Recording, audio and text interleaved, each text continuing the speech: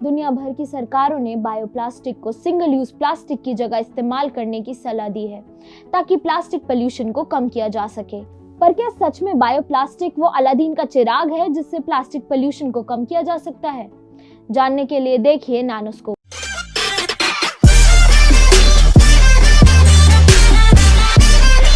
Biodegradable plastic या bioplastic पौधे से बनाए जाते हैं।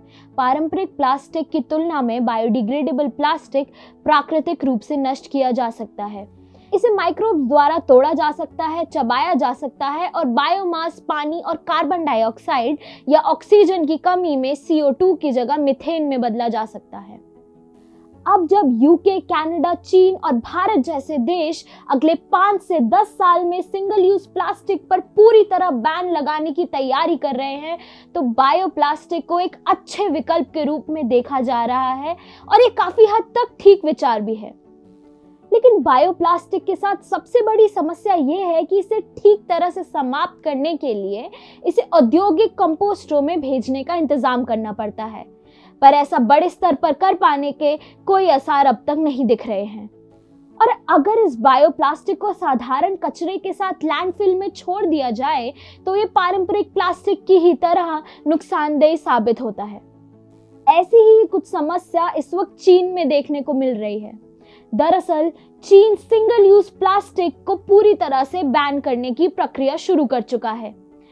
इसी के चलते बायोप्लास्टिक के निर्माताओं ने अपना उत्पादन कई गुना बढ़ा दिया है, लेकिन इस बायोप्लास्टिक को औद्योगिक कंपोस्टरों तक पहुंचाने के लिए कोई इंतजाम नहीं किया गया है और नतीजन अब ये प्लास्टिक लैंडफिल्स और समुद्र में जाकर प्लास्टिक पोल्यूशन का स्तर और बढ़ा रहा है।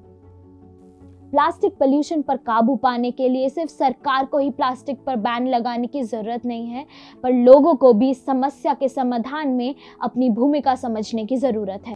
शुरुआत करने के लिए हम अपने घर के कचरे को अलग करके फेंकने की आदत को अपना सकते हैं। आप भी अपने घर में 2 कूड़ेदान रखें, एक हरा और एक नीला। सूखा कचरा जैसे कि मेटल, कांच और लकड़ी आदि नीले डब्बे में डालें और गीला कचरा जैसे कि सब्जियों के छिलके हरे डब्बे में डालें।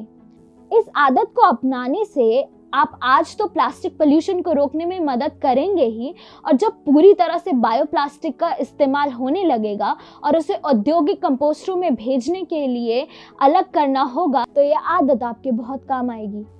दूसरी तरफ सरकार की जिम्मेदारी है कि वो औद्योगिक कंपोस्टर फैक्ट्रियां लगवाए और अलग किए गए प्लास्टिक को वहां तक पहुंचाने का इंतजाम करे। साथ में हमें प्लास्टिक के इस्तेमाल को कम करने के लिए भी कदम उठाने होंगे, जैसे प्लास्टिक थैलियों की बजाय जूट या कपड़े के बैग का इस्तेमाल।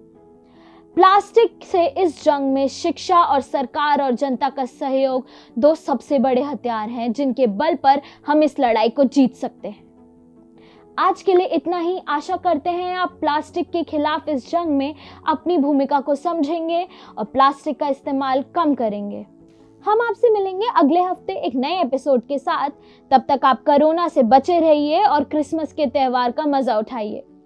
हम सभी की तरफ से आपको क्रिसमस की बहुत बहुत शुभकामनाएं।